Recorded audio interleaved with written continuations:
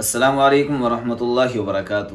دوستو، آج انشاءاللہ میں 5 اہم مسئلے آپ حضرات کے سامنے رکھوں گا جو ہماری زندگی سے بہت زیادہ ریلیٹ کرتے ہیں، جو ہمیں روزمرہ پیش آتے رہتے ہیں، اور اکثر و بیشتر ہم ان مسائل کو لے کر پریشان ہو جاتے ہیں کہ بھائی اس کا صحیح جواب کیا ہے۔ یہ نماز سے متعلق ہے، وضو سے متعلق ہے، تو انسان بعض دفعہ بہت زیادہ ٹینشن میں آ جاتا ہے کہ پتہ نہیں میرا وضو ہوا یا نہیں ہوا، نماز ہوئی یا نہیں ہوئی۔ تو آج میں انشاءاللہ 5 ایسے بہت اہم مسئلے آپ کو بتاؤں گا کہ انشاءاللہ آپ کے بہت سارے ڈاؤٹس کلیئر ہوں گے اور آپ ٹینشن فری ہو جائیں گے۔ جب بھی آپ وضو کریں گے یا ان میں سے کوئی بھی مسئلہ جب بھی آپ کو درپیش ہوگا تو انشاءاللہ آپ بے فکر ہو جائیں گے، کیونکہ آپ کو اس کا جواب پہلے سے ہی معلوم ہوگا۔ تو بھائی نے پوچھا تھا پہلا مسئلہ، یہ کسی نے سوال کیا تھا کہ اگر قرآن کریم کے اوپر خون لگ جائے تو اس کو پاک کرنے کا طریقہ کیا ہے۔ قرآن کریم ہے تو اگر اس پر خون لگ جائے، کوئی ایسی ہی ناپاک چیز لگ جائے تو اس کو پاک کرنے کا طریقہ کیا ہے۔ یہ سبھی کے ساتھ یہ مسئلہ پیش آ جاتا ہے۔ تو دیکھو، اس کو پاک کرنے کا طریقہ بالکل سمپل ہے، بالکل آسان ہے۔ جب بھی کوئی ناپاک چیز لگ جائے یا خون لگ جائے تو اس کو بس پونچھ دے، کسی کپڑے سے صاف کر دے، دھونے کی ضرورت نہیں ہے۔ اگر آپ نے قرآن کے ورق کو دھو لیا تو پھر وہ ورق اور زیادہ خراب ہو جائے گا اور زیادہ بیکار ہو جائے گا۔ بس شریعت یہ کہتی ہے کسی پاک کپڑے سے اس کو صاف کر دے، پوچھ دے، انشاءاللہ قرآن کریم بالکل ٹھیک ہو جائے گا، پاک ہو جائے گا۔ اب مزید اس کو دھونے کی ضرورت نہیں ہے۔ مجھے امید ہے انشاءاللہ آپ کو یہ مسئلہ کلیئر ہو گیا ہوگا۔ دوسرا مسئلہ پوچھا تھا کہ اگر لنگی پر مرد حضرات کو کیا ہوتا ہے کہ جب بعض اوقات مزے نکل جاتی ہے، چپا سا پانی نکل جاتا ہے، اگرچہ وہ ناپاک ہے، تو اگر وہ لنگی پر یا پینٹ پر یا کسی بھی پائجامے وغیرہ پر اگر وہ چپچپا سا پانی لگ جائے تو بھائی یہ پوچھ رہے ہیں تو کیا نہانے کے بعد اس لنگی کو پہننا درست ہے، اور کیا آدمی کا بدن ناپاک ہو جائے گا یا نہیں ہوگا۔ دیکھو، اس میں سیدھا سا مسئلہ ہے۔ پہلے تو یہ سمجھے کہ وہ جو مزی نکلی ہے وہ بالکل یقیناً ناپاک ہے، اس پر ناپاکی کا حکم لگتا ہے۔ اگر لنگی پر لگی، کپڑے پر لگی اور لگنے کے بعد وہ بالکل سوکھ گئی، سوکھ جانے کے بعد اگر آپ نے اس لنگی کو پہن لیا تو اس میں تو کوئی دو رائے نہیں ہے، کوئی اختلاف نہیں، آپ کا کپڑا، اب آپ کا بدن ناپاک نہیں ہوگا۔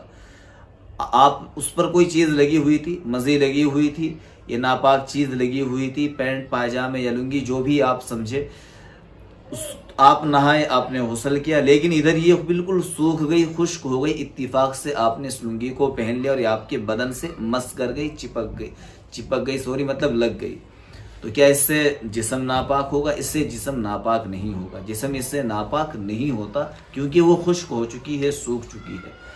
ہاں، اس میں احتیاط یہی ہے کہ ایسی لنگی کو نہ پہنے، پاک صاف لنگی کو پہنے۔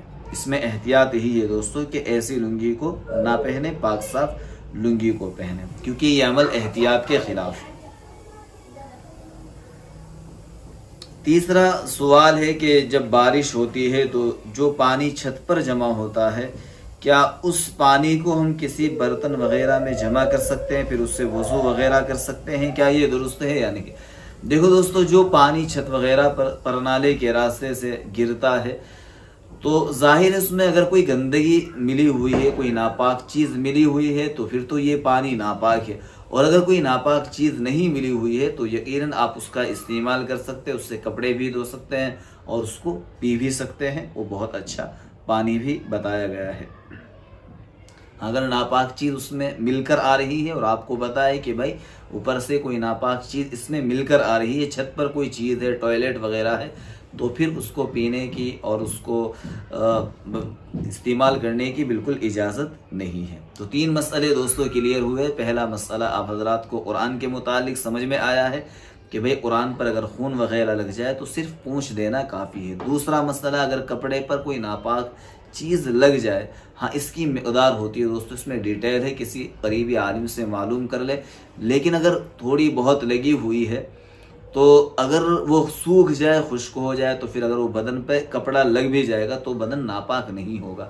تیسرا مسئلہ ہے کہ اگر چھت کے اوپر سے پانی نیچے آ رہا ہے تو اس پانی کا استعمال، اگر پانی پاک ہے تو بالکل اس میں کوئی شک والی چیز نہیں، شبہ والی چیز نہیں، اس کا استعمال بالکل کر سکتے ہیں، کوئی حرج نہیں ہے۔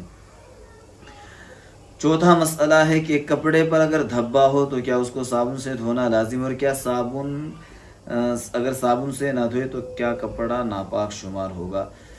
اچھا جی، اگر کپڑے کے اوپر نجاست کا کوئی داغ لگ جائے، کوئی دھبا لگ جائے، دیکھو نجاست کا زائل کرنا، اس کا ختم کرنا، اس کو دور کرنا یہ تو ضروری ہے، لیکن اگر پھر بھی آپ نے صابن سے رگڑا، صابن سے پاک کیا، صابن سے ہر ممکن کوشش کی، اس کے بعد بھی اگر داغ لگا رہ جائے تو اس داغ کے اندر گنجائش ہے، اس میں کہیں سے کہیں تک کوئی پکڑ نہیں ہے، یعنی اس میں رعایت رکھی ہے شریعت نے، داغ کا اعتبار نہیں ہے، اس نجاست اور گندگی کا اعتبار ہے۔ اگر وہ ختم ہو گئی تو اب کپڑا بالکل پاک ہے، کپڑے کے اندر کسی بھی طرح کی کوئی ناپاکی نہیں ہے۔ اور ہاں یہ بھی یاد رکھیں، ضروری نہیں کہ آپ صابن سے ہی دھوئے، آپ ایسے بھی دھو سکتے ہیں، نارمل پانی کا استعمال کر کے بغیر صابن کے اگر آپ نے کپڑے کو اچھے سے دھو لیا تو انشاءاللہ آپ کا کپڑا بالکل پاک ہو جائے گا، بس شرط یہ ہے کہ کپڑے کے اوپر اچھے سے پانی بہہ جائے۔ بات سمجھ میں آ گئی ہوگی مجھے امید انشاءاللہ۔ پانچواں مسئلہ یہ ہے کہ کپڑے کو کیا ناپاک کپڑا کبھی پاک نہیں ہو سکتا؟ نہیں بھائی، ایسا نہیں ہے۔ اگر آپ کے کپڑے پر ناپاکی لگی ہوئی ہے تو اس کو دھونے کا آسان سا طریقہ یہ ہے کہ بھائی اس کو 3 مرتبہ دھو لے، اچھے سے دھو لے، اور 3 مرتبہ اس لیے فقہا نے کہا ہے کہ بھائی کپڑا اچھے سے پانی جب اس پر پڑے گا تو وہ ناپاکی اچھے سے نکل جائے گی، ختم ہو جائے گی۔ اگر آپ نے 1 مرتبہ بھی بہت اچھے سے اس کے اوپر پانی بہایا، بہت اچھے سے اس کو نچوڑ لیا تو انشاءاللہ اس سے بھی کپڑا پاک ہو جاتا ہے۔ تو لہٰذا یہ ایک ایسی چیز ہے کہ بھائی اگر آپ 3 مرتبہ دھو لیں گے اور اچھے سے دھو لیں گے تو کپڑا اپنے اندر کی گندگی کو اور نجاست کو اور اچھے سے پانی اس کپڑے کی نجاست کو اچھے سے نکال دے گا۔ تو 3 مرتبہ دھو لیں گے تو بہت زیادہ بہتر ہے، بہت اچھا ہے۔